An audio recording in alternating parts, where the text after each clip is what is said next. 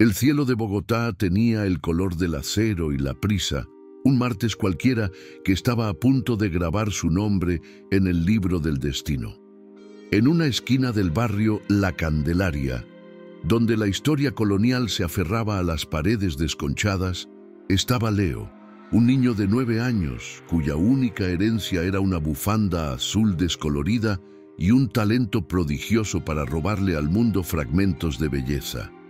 Con trozos de carbón que encontraba en las calles, dibujaba sobre cartones viejos, capturando los rostros de una ciudad que rara vez se detenía a mirarlo. Su existencia era un susurro en medio del rugido del tráfico, una pequeña llama de inocencia en un callejón olvidado. Leo acababa de terminar el retrato de un anciano vendedor de frutas, una obra de arte nacida de la basura y la observación. Vio a una niña más pequeña, sentada en el bordillo, llorando en silencio por un juguete roto. Sin pensarlo 2 veces, se acercó y le entregó su mejor dibujo, el del anciano sonriente. La niña levantó la vista. Sus lágrimas se detuvieron y una diminuta sonrisa reemplazó su pena. Para Leo, ese era su único negocio, su única ganancia. Canjear un poco de arte por un instante de felicidad ajena, un acto que lo mantenía humano en un mundo que intentaba despojarlo de todo. A pocas cuadras de distancia, atrapado en el laberinto de autos, Ricardo Vargas sentía que las paredes de su lujoso sedán se cerraban sobre él. Era un hombre que había conquistado el mundo de las finanzas, un titán de la construcción cuyo nombre era sinónimo de poder. Pero dentro de ese santuario de cuero y madera pulida, era solo un viudo. Sobre el asiento del copiloto, una fotografía enmarcada de su esposa y su hijo lo miraba desde el pasado. Hoy se cumplían 5 años desde el accidente que se los llevó. Un aniversario que el éxito y el dinero no podían anestesiar, solo hacer más amargo y solitario. La frialdad de Ricardo no era maldad, sino una armadura forjada en el luto. Veía el mundo a través de un cristal de dolor, desconectado de la vibrante humanidad que lo rodeaba. Cada bocinazo, cada rostro en la multitud, era un recordatorio de lo que había perdido. El negocio multimillonario que acababa de cerrar se sentía hueco, un logro vacío que no podía compartir con nadie. Su corazón, que había aprendido a latir al ritmo implacable de la bolsa, comenzaba a fallar, a protestar contra el peso de una vida llena de todo y de nada. Fue entonces cuando el dolor golpeó, una garra helada que le oprimió el pecho y le robó el aliento. Su visión se volvió borrosa, un túnel oscuro con la fotografía de su familia como única luz parpadeante. Intentó alcanzar el teléfono para pedir ayuda, pero sus dedos no respondieron. El volante se sentía pesado, imposible de sostener. El murmullo de la ciudad se desvaneció, reemplazado por un silencio ensordecedor que anunciaba la llegada de la nada, el fin de un imperio personal dentro de una jaula de metal y cristal. El auto de lujo se detuvo suavemente, su motor aún susurrando mientras su dueño se desplomaba sobre el volante, inconsciente. Los otros conductores, impacientes, tocaron sus bocinas con furia antes de desviarse, asumiendo una distracción o un fallo mecánico. La indiferencia era el idioma universal de la metrópoli. Pero Leo, desde la acera, vio lo que nadie más vio. No vio un obstáculo en el tráfico, sino a un hombre cuyo cuerpo gritaba por ayuda, una quietud antinatural en medio del caos. Su instinto, afilado por años de supervivencia, le dijo que algo estaba terriblemente mal. El miedo le atenazó las piernas por un segundo. Los adultos eran un territorio peligroso, una fuente constante de desconfianza y dolor. Pero la imagen del hombre, tan vulnerable como la niña del juguete roto, activó en él un interruptor más poderoso que el miedo, la compasión. Corrió hacia el vehículo, golpeando la ventanilla sin obtener respuesta. Vio el sudor frío en la frente del hombre, la palidez de su piel, y supo que cada segundo era una vida entera que se escapaba. La ciudad seguía su curso, ajena al drama que se desarrollaba en silencio. Empujado por una urgencia que no entendía, rodeó el auto y probó la manija de la puerta del pasajero. Cedió. Estaba abierta. Por un instante, el interior del vehículo lo deslumbró. Era un universo de lujo que nunca había imaginado. Un aroma a cuero y éxito que contrastaba con el olor a humedad de sus ropas. Pero la maravilla duró un suspiro. Sus ojos se fijaron en el hombre inmóvil, y la misión se apoderó de su pequeño cuerpo. Tenía que salvarlo, era lo correcto, y a veces, hacer lo correcto era la única brújula que le quedaba en el mundo. Leo no sabía de primeros auxilios, pero conocía Bogotá como la palma de su mano sucia, y, sobre todo, sabía conducir. No porque alguien le hubiera enseñado, sino porque había pasado incontables horas observando a los conductores de las busetas, memorizando cada cambio de marcha, cada giro del volante, cada movimiento de los pies sobre los pedales. Era un conocimiento nacido de la curiosidad y la necesidad, una habilidad de supervivencia más en su vasto repertorio. El miedo seguía ahí, pero ahora tenía un propósito, una dirección. Con un esfuerzo que le hizo temblar, deslizó al hombre hacia el asiento del copiloto y se acomodó frente al volante. Sus pies apenas llegaban a los pedales. Su visión del camino estaba parcialmente obstruida por el tablero, pero la determinación ardía en sus ojos. «Tranquilo, señor, yo lo llevo», murmuró, más para darse valor a sí mismo que para el hombre inconsciente. Puso el auto en marcha y el motor respondió con un suave ronroneo. El vehículo, una bestia de acero y tecnología, obedeció a las manos de un niño de 9 años. El viaje fue un ballet caótico y milagroso. Leo manejaba con una concentración feroz, esquivando buses, taxis y motocicletas con una destreza que desafiaba toda lógica. Conocía los atajos, las calles secundarias que evitaban los trancones monumentales de la hora pico. Para los otros conductores, la escena era un espejismo, una locura. Un niño de la calle con su bufanda azul ondeando al volante de un auto de alta gama, conduciendo con la urgencia de una ambulancia. Algunos grababan con sus teléfonos, testigos incrédulos de un imposible hecho realidad. Dentro del auto, el silencio solo era roto por la respiración agitada de Ricardo y el latido del corazón de Leo que resonaba en sus oídos. El niño miraba constantemente al hombre, asegurándose de que aún respiraba, mientras sus pequeñas manos se aferraban al volante con una fuerza desproporcionada. No estaba pensando en el riesgo ni en las consecuencias.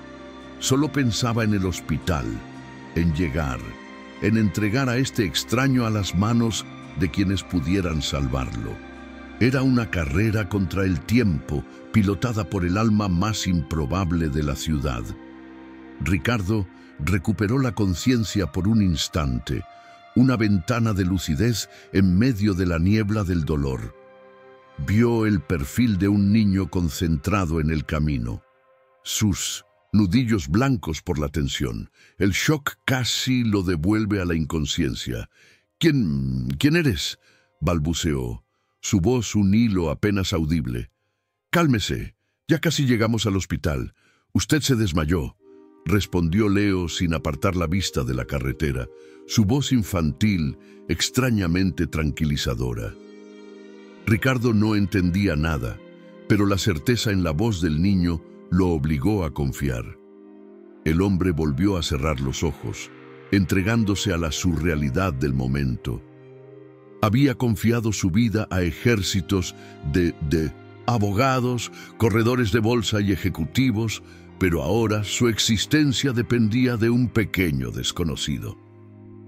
Sintió la tela gastada de la bufanda azul del niño rozar su brazo, y extrañamente, ese simple contacto le transmitió una calidez que no había sentido en años. Se abandonó a ese sentimiento, a la corriente del destino que lo arrastraba hacia un desenlace incierto, guiado por un ángel guardián con el rostro sucio. Finalmente, las luces de la clínica del country aparecieron ante ellos. Leo condujo hasta la entrada de emergencias y frenó con una sacudida. Saltó del auto y corrió hacia las puertas automáticas, gritando con toda la fuerza de sus pulmones: ¡Ayuda! ¡Hay un hombre muriendo en el carro! Su grito, agudo y desesperado, cortó la rutina del hospital. Los médicos y enfermeros, al principio confundidos por la aparición del niño, vieron el auto de lujo y al hombre desplomado dentro, y la urgencia se apoderó de ellos. En cuestión de segundos, un equipo médico rodeaba el vehículo. Sacaron a Ricardo en una camilla y lo llevaron rápidamente a la sala de cuidados intensivos. El doctor Ramírez, un cardiólogo experimentado, reconoció de inmediato los síntomas de un infarto masivo. Llegó justo a tiempo. Unos minutos más y no lo habríamos logrado, le dijo a una enfermera. Luego, su mirada se posó en Leo, que observaba todo desde una esquina, temblando, con su misión cumplida, pero sin saber qué hacer ahora. Mientras Ricardo luchaba por su vida en el quirófano, Leo permaneció en la sala de espera. No tenía a dónde ir. Sentía un extraño lazo de responsabilidad con ese desconocido. Una enfermera, conmovida por su historia, le trajo un vaso de leche caliente y un sándwich. Fue la primera comida decente que tuvo en días. Se sentó en silencio, observando las idas y venidas de las batas blancas. Un pequeño náufrago en una isla de esperanza y asepsia, aferrado a su bufanda azul como si fuera un salvavidas. Horas después, el doctor Ramírez salió del quirófano. Lo hemos estabilizado, está fuera de peligro, anunció. Luego se acercó a Leo, su rostro una mezcla de asombro y gratitud. ¿Tú lo trajiste conduciendo ese auto?, preguntó, aunque ya sabía la respuesta. Leo asintió tímidamente. Salvaste su vida, muchacho. No sé cómo, pero lo hiciste. El médico lo miró, no como a un niño de la calle, sino como al héroe que era, reconociendo una valentía que muchos adultos jamás conocerían en toda su vida. Justo en ese momento, el oficial Méndez, de la policía local, llegó al hospital, alertado por las llamadas sobre un niño conduciendo un auto de lujo. Su mirada se endureció al ver a Leo. Para él, la historia no cuadraba. Un niño de la calle, un sedán costoso. La única ecuación posible en su mente era el delito. Se acercó al niño con una actitud severa, ignorando las explicaciones del doctor. ¿De dónde sacaste el carro, niño? ¿Sabes los problemas en los que estás metido?, dijo, su voz cargada de prejuicio y desconfianza. Leo se encogió. El uniforme, la autoridad, el tono acusatorio, todo le recordaba las razones por las que evitaba a los adultos. El doctor Ramírez intentó intervenir, explicando la situación, pero el oficial Méndez estaba decidido a seguir el protocolo. Para él, Leo no era un héroe, sino un sospechoso, un problema que debía ser procesado y enviado a un centro de menores. La injusticia del mundo, que parecía haberse retirado por un momento, regresaba con toda su fuerza, amenazando con castigar el acto más noble que el niño había cometido. Fue la voz débil pero firme de Ricardo, desde una silla de ruedas, la que detuvo todo. Acababa de salir de recuperación y había escuchado la conversación. Oficial, ese niño es mi invitado. Él no robó nada. Él me salvó la vida. La autoridad en la voz de Ricardo era inconfundible. El oficial Méndez, al reconocer al famoso empresario, se quedó sin palabras. Ricardo miró a Leo, no con lástima, sino con una profunda admiración. En ese instante, tomó la decisión más importante de su vida, una decisión que no tenía que ver con acciones o propiedades. A partir de ahora, él está bajo mi protección, declaró Ricardo. su voz ganando fuerza. El oficial Méndez, confundido y superado por la situación, solo pudo asentir y retirarse, dejando un silencio cargado de significado. Ricardo se acercó a Leo, quien lo miraba con ojos grandes y asustados. «Gracias», dijo Ricardo. «Me has dado mucho más que unos minutos extra de vida. Me has recordado lo que significa estar vivo». El empresario, que lo había perdido todo, acababa de encontrar algo invaluable en el niño que no tenía nada. Ya recuperado en su habitación privada, Ricardo pidió que Leo se quedara con él. Durante los días siguientes, conversaron. Ricardo descubrió un universo en ese pequeño niño, una inteligencia brillante, un humor astuto y una nobleza inquebrantable. Leo le habló de sus dibujos, de sus sueños de pintar murales que hicieran sonreír a la gente. Ricardo, a su vez, le habló de su soledad, del imperio que había construido sobre los cimientos de su dolor. Dos mundos, uno de carencia y otro de exceso, encontraban un lenguaje común en la vulnerabilidad compartida. Una tarde, mientras miraban la lluvia caer sobre los cerros orientales de Bogotá, Ricardo le hizo a Leo la pregunta que cambiaría sus vidas para siempre. «Leo, no tengo a nadie, y tú tampoco. ¿Qué te parecería si formáramos una familia? Quiero adoptarte. Quiero ser tu padre». Leo lo miró, sus ojos buscando cualquier rastro de mentira o lástima, pero solo encontró sinceridad. Por primera vez desde que su madre le había dado esa bufanda azul, sintió la promesa de un hogar, la posibilidad de pertenecer a alguien. La respuesta de Leo no fue una palabra, sino un abrazo. Se aferró a Ricardo con la fuerza de todos sus años de soledad, y el empresario lo rodeó con sus brazos, sintiendo cómo el hielo que aprisionaba su corazón comenzaba a derretirse. En esa habitación de hospital no eran un millonario y un niño de la calle. Eran un padre y un hijo, unidos no por la sangre, sino por un milagro nacido en el caos del tráfico de Bogotá.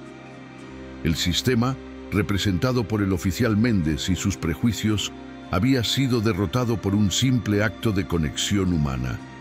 El día que Ricardo fue dado de alta, no regresaron a la mansión fría y vacía. Se detuvieron primero en una tienda de arte, donde Ricardo le compró a Leo todos los materiales que un artista podría soñar. Luego llegaron a la casa y Ricardo lo guió a una habitación que había sido preparada especialmente para él. No era un cuarto de niño genérico.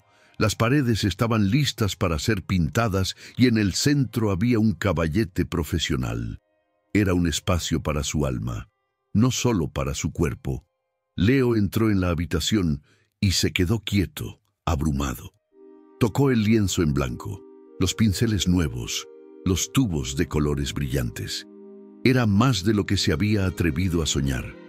Se giró hacia Ricardo, sus ojos llenos de lágrimas que ya no eran de tristeza. «Gracias, papá», susurró la palabra, probándola, sintiendo cómo encajaba perfectamente. Ricardo sonrió, una sonrisa genuina que no había aflorado en su rostro en 5 largos años. La herida del pasado no se había cerrado, pero ahora, por primera vez, entraba luz en ella. Un año después, la vida de ambos era irreconocible. Leo era el mejor estudiante de su clase, un joven artista cuyo talento comenzaba a ser reconocido en concursos escolares. La timidez había dado paso a una confianza tranquila, la de alguien que sabe que es amado y está seguro. Ya no era el niño invisible de la Candelaria, era Leo Vargas, un hijo, un artista, un niño lleno de futuro y de promesas. La bufanda azul ahora colgaba en su armario, un recordatorio no de lo que perdió, sino de todo lo que había encontrado en el camino. Fiel a su promesa, Leo nunca olvidó de dónde venía. Con el apoyo incondicional de Ricardo, creó un taller de arte gratuito para niños de la calle, llamado Pinceles de la Esperanza. lo instalaron en un centro comunitario en el mismo barrio donde había pasado tantos días dibujando en cartones. Cada sábado, Leo enseñaba a otros niños a transformar su dolor y sus sueños en colores, a encontrar su voz en un mundo que a menudo era sordo. Estaba completando el ciclo, devolviendo la bondad que había recibido. Ricardo, por su parte, había encontrado un nuevo propósito. Delegó la dirección diaria de su empresa y volcó su energía y su fortuna en la fundación que creó junto a Leo. La Fundación Vargas no solo financiaba el taller de arte, sino que construía refugios, ofrecía educación y brindaba apoyo psicológico a miles de niños en situación de vulnerabilidad. El empresario descubrió que construir un futuro para un niño era infinitamente más satisfactorio que construir otro rascacielos. Su dolor no había desaparecido, pero ahora era el combustible de su compasión. La lección moral de su viaje se hizo evidente para todos los que los conocieron. No se trataba de dinero o poder, sino de la capacidad de ver más allá de las apariencias. Ricardo aprendió que la verdadera riqueza no estaba en sus cuentas bancarias, sino en el corazón valiente de un niño que se atrevió a ayudarlo. Leo le enseñó que un acto de bondad, por pequeño que fuera, tenía el poder de reescribir el destino, de sanar las heridas más profundas y de construir puentes entre los mundos más dispares. La imagen final de su nueva vida era un mural vibrante que cubría toda la fachada del centro comunitario. Fue pintado Leo y los niños de su taller. En el centro, una mano grande y fuerte sostenía una mano pequeña que, a su vez, sostenía un pincel. Juntas pintaban un sol brillante sobre el horizonte de Bogotá. Era la imagen de la esperanza, del legado, de una familia forjada en la adversidad. La historia de un millonario y un niño de la calle que, al salvarse mutuamente, demostraron que los verdaderos héroes no usan capa. A veces solo llevan una vieja bufanda azul.